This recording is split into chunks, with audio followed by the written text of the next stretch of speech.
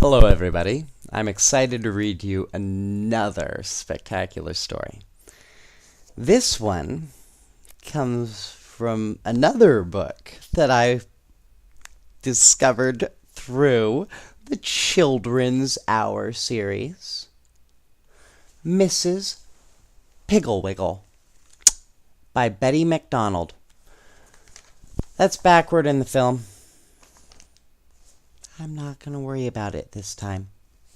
I'm just going to read you this story. So, let's start off with Chapter 1. Mrs. Piggle herself. I expect I might as well begin by telling you all about Mrs. Piggle, so that whenever I mention her by name, which I do very often in this book, you will not interrupt and ask, "Who is Mrs. Piggle? What does she look like? How big is she? How old is she? What color's her hair? Is her hair long? Does she wear high heels? Does she have any children? Is there a Mr. Piggle?" Mrs. Piggle lives here in our town. She's very small, has a hump on her back. When children ask her about the hump, she says, "Oh, it's a big lump of magic. Sometimes it turns me into a witch, other times into a dwarf or a fairy, and on special occasions it makes me into a queen." The children are all very envious of the hump, because, besides being magic, it is such a convenient fastening place for wings.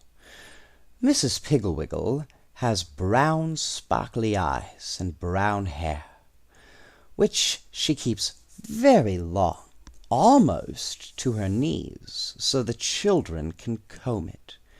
She usually wears it on top of her head in a knot, unless someone has been combing it, and then she has braids, or long wet curls, or long hair just hanging and with a jeweled crown or flowers on top. One day I saw her digging in her garden, wearing the jeweled crown and her hair billowing down her back. She waved gaily and said, "I promised Betsy" Betsy is one of her children, friends, "that I would not touch this hair until she came home from school." And she went on with her digging.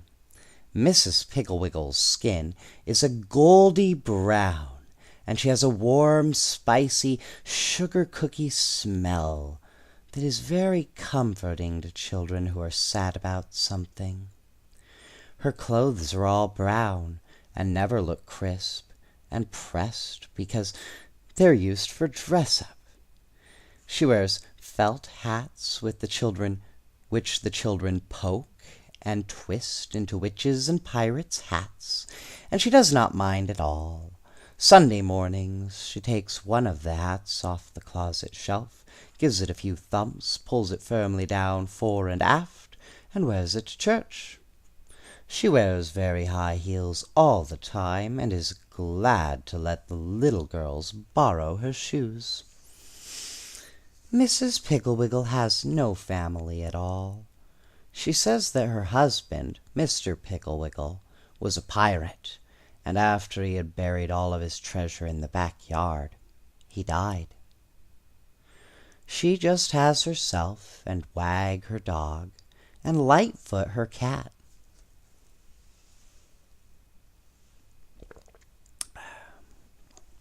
The most remarkable thing about Mrs. Piggle is her house, which is upside down. It's a little brown house, and sitting there in its tangly garden, it looks like a small brown puppy lying on its back, with its feet in the air. Mrs. Piggle says that when she was a little girl, she used to lie in bed and gaze up at the ceiling and wonder what it would be like if the house were upside down. And so, when she grew up and built her own house, she had it built upside down, just to see. The bathroom, the kitchen, and the staircase are right side up. They are more convenient that way. You can easily see that you could not cook on an upside-down stove, or wash dishes in an upside-down sink, or walk up upside-down stairs. In the living room of her house is a large chandelier, and instead of being on the ceiling, it is on the floor. Of course, it is really on the ceiling, but the ceiling is the floor, and so it is on the floor, and the children turn on the lights, and then squat around it, pretending that it is a campfire. Mrs. Piggle says that her chandelier is the only one in town which is put to any practical use.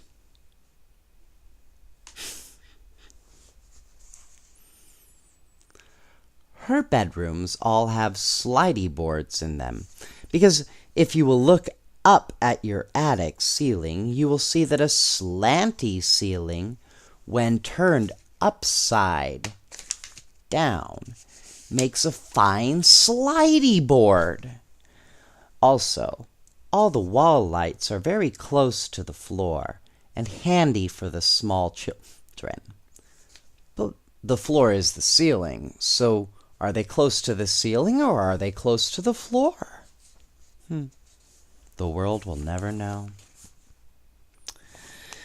For the first 5 or 10 years after the house was built, Mrs. Piggle climbed in and out of her rooms over the high doorways.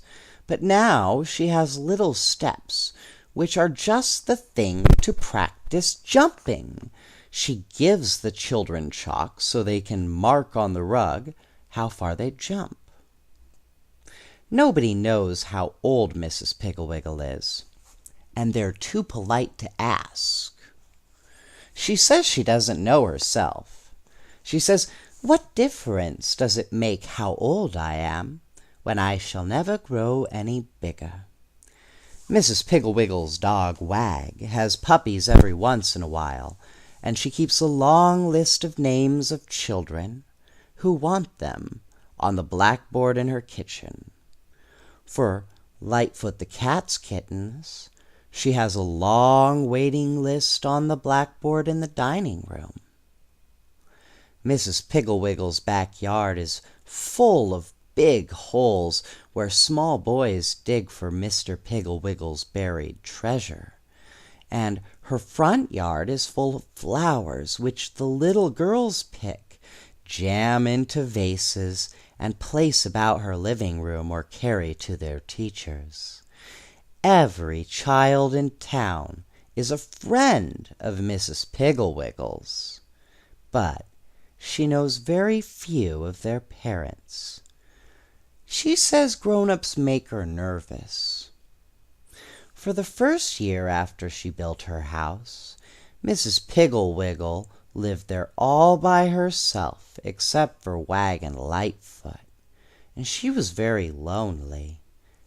Then, one dark, rainy afternoon, when she was baking sugar cookies and thinking how much fun it would be if she knew someone besides Wag and Lightfoot to invite for tea, she happened to look out of her window, and there, coming up the street, in the pouring rain, dragging a big suitcase and bawling her eyes out, was a little girl. Mrs. Piggle wiped the flour off her hands and hurried right out into the rain and invited the little girl in for tea, as is only proper.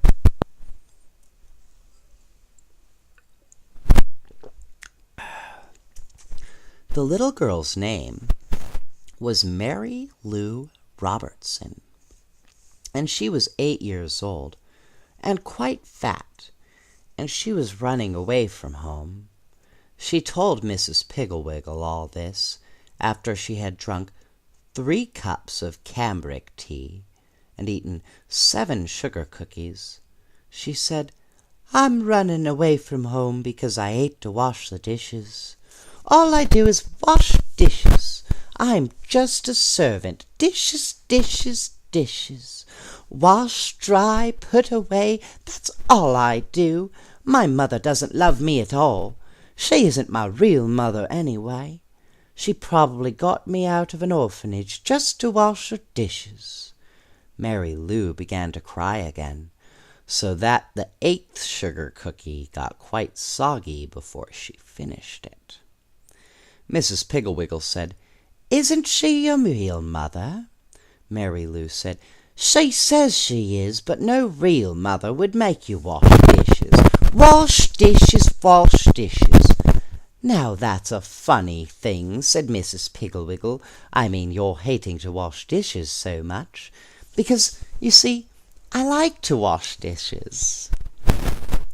In fact, I enjoy washing dishes so much that a cause of great sorrow to me is the fact that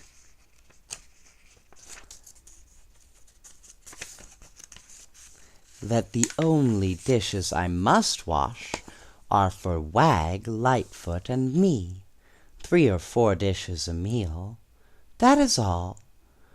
When I wash dishes, Mary Lou, I pretend that I'm a beautiful princess with long, golden, curly hair."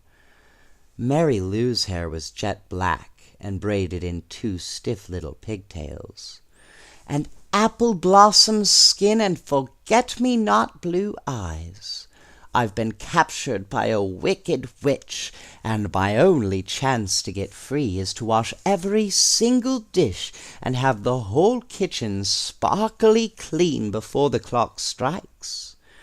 For when the clock strikes, the witch will come down and inspect to see if there is a crumb anywhere.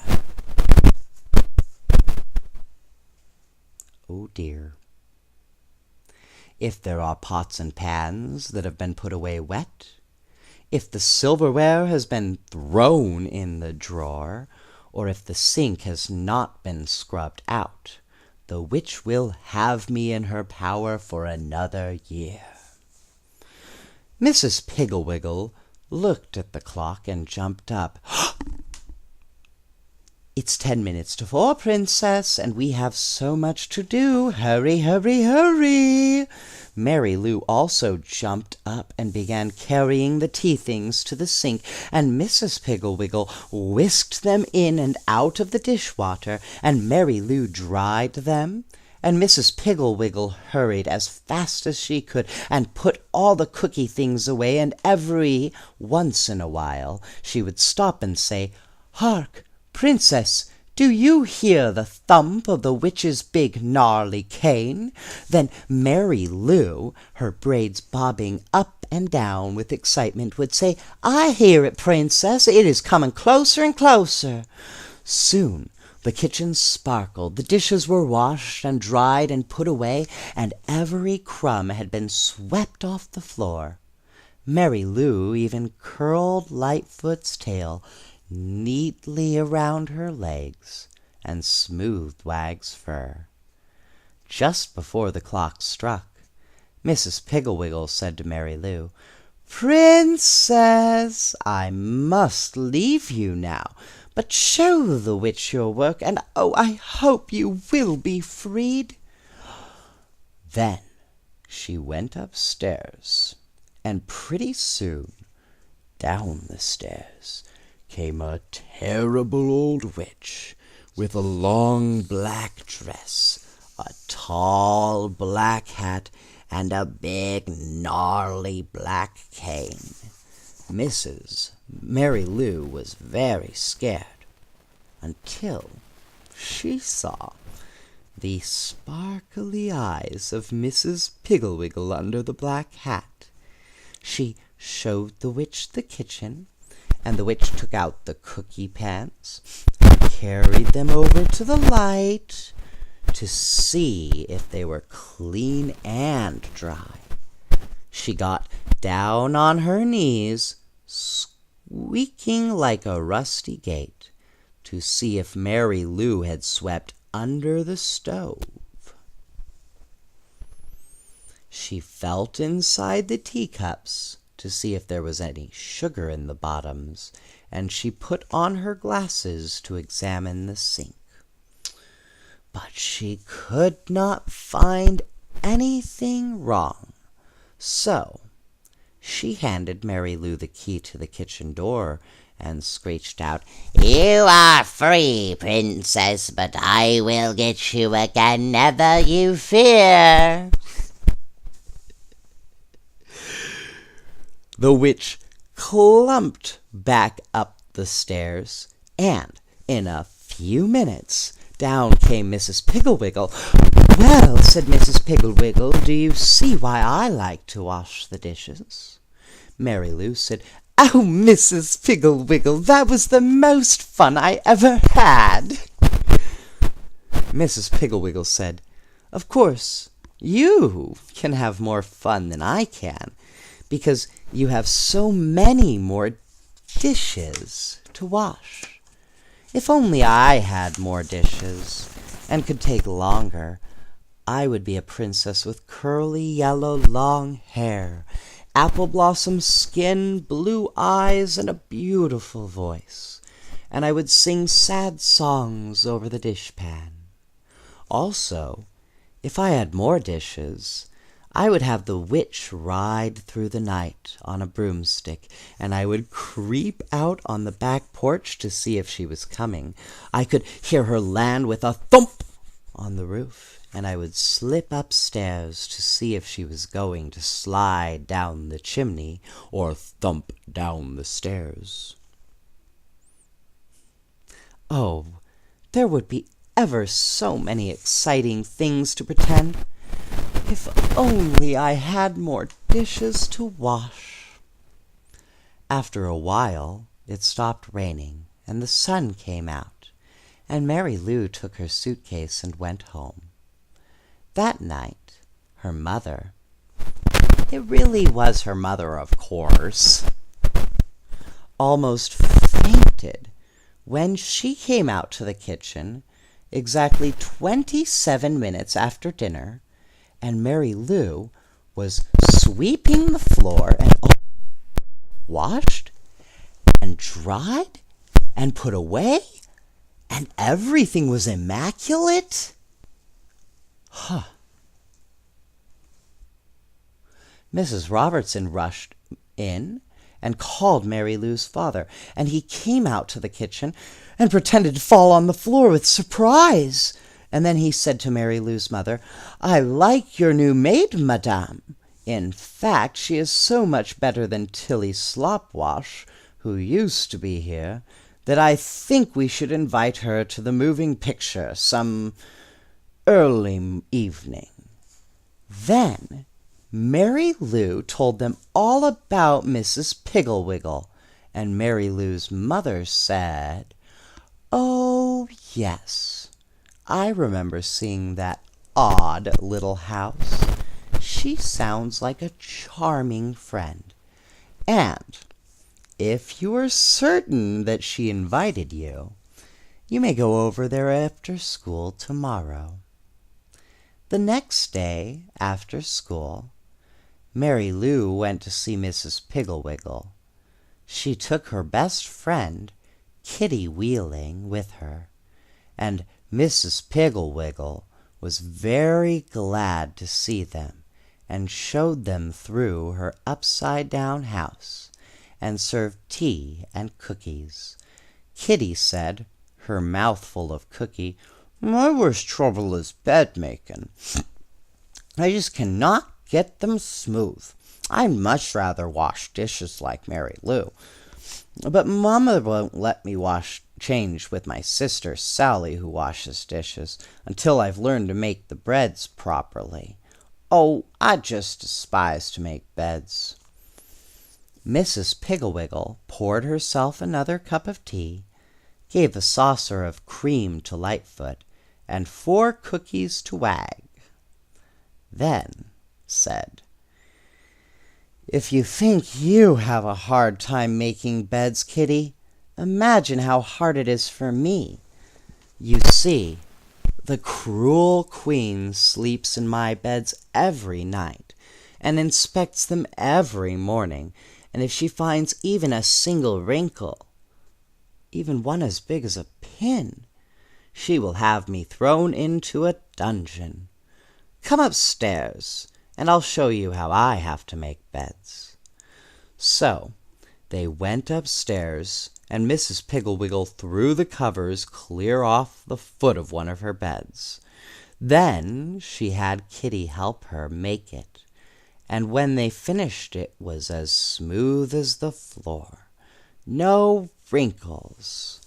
Mrs. Piggle said, "The secret is to throw the covers way back. You simply cannot smooth up a bed, because if you do, there might be a wrinkle down by the foot. And of course, the cruel queen will find it, and then down into the dungeon." Mrs. Piggle took the bed all apart again and said, "Now, Kitty, you and Mary Lou make the bed while I tell the cruel queen you are ready for inspection." She went into the closet and shut the door. When she came out, just as Kitty and Mary Lou finished the bed, she was no longer Mrs. Piggle, but the wicked, haughty, cruel queen. On her head she wore a glittering jeweled crown. Her hair hung down her back in deep waves. Around her shoulders she had a purple fur-trimmed robe, and on her face she wore a smile so cruel it made Kitty's teeth chatter. She stalked over to the bed and lay down. With her gold slippers she felt the bottom of the bed. With her ringed fingers she felt the top and the sides. She stood up, and with her scepter she pulled back the spread to see if the pillows were wrinkled. Everything was perfect. The cruel queen's face became convulsed with fury. "I am furious," she yelled. "Not a wrinkle, not a single lump. I'm furious. But never fear, little slaves, my day will come, and into the dungeon you will go. Come, my servants, we will go." Mrs. Piggle stalked into the closet. Now, that was the beginning of Mrs. Piggle's friendship with the children. The next day, Mary Lou and Kitty's little brother Bobby, and Bobby's friend Dickie went to Mrs. Piggle's house for tea, and the next day they came and each brought someone else, and pretty soon every single child in town had been or was going to Mrs. Piggle's house. She showed Bobby how to sneak out and get the fireplace logs without getting caught by Indians. She showed Dickie how a lawnmower is really a magic machine that mows down the enemy millions and billions at a time. She taught Max how to take out the ashes without making a sound, and without leaving a trace to show the train robbers who were on his trail that he and the sheriff had camped there that night. Important when you're taking care of ashes. Mrs. Piggle certainly knew how to make work fun, and she also knew that there are certain kinds of work that children love to do even though they do not know how very well. Like painting, and ironing, and cooking, and carpentry. One day at Mrs. Piggle's, there were 2 little girls baking cookies. One little boy baking a pie and getting flour on the floor and eating most of the dough. A little girl ironing, in a very wrinkly fashion, all of Mrs. Piggle Wiggle's clean clothes. 4 boys, with paint on their faces and feathers in their hair, chopping kindling. 2 boys, painting the doghouse. 3 little girls, darning old pirate socks of Mr. Piggle Wiggles. And pirates, pirates everywhere, digging in the backyard, shooting and yelling, running through the house and grabbing hunks of old raw cookie dough. Mrs. Piggle Wiggle was sitting over in a corner of the living room, sewing doll clothes. She was wearing the jeweled crown, and Kitty Wheeling was standing beside her throne, which was a chair with a tablecloth draped over it, dipping her hairbrush in a glass of water and making Mrs. Piggle Wiggle's hair into long, wet curls. Kitty said, "Your Highness, shall I use the gold or the silver hairpins?" Mrs. Piggle Wiggle said, "Oh, let's use the ones with the diamonds in them, hairdresser. They look better with this crown." Just then the telephone rang, and it was some mother wanting to know what to do with her little girl who wouldn't take a bath. And that is how Mrs. Piggle Wiggle got started with her wonderful cures. She told Hubert's mother about the won't pick up toys cure, Patsy's mother about the radish cure, Alan's mother about the slow eater tiny bite taker cure, Ann and Joan's mother about the fighter quarrelers cure, Dick's mother about the selfish boy cure, Mary's mother about the answer backer cure, and Bobby and Larry and Susan's mother about the never want to go to bedders cure. Sure sounds like she's a helpful lady around town. She's willing to have all of those children over at her house. Must be a really caring soul. And it sounds like she might be about to help out the parents as well. Well, it's been really wonderful reading you guys that story. It's later than I expected it to be. I've read you guys a few stories tonight. I don't know when you'll watch them, but you'll see me in this jacket during all of them, with my bookshelf behind me. So, have a great night, Ava. Have a great night, Gideon. A good night, Elias. Good night, Archer. And good night, Fletcher. I'll see you all again very soon.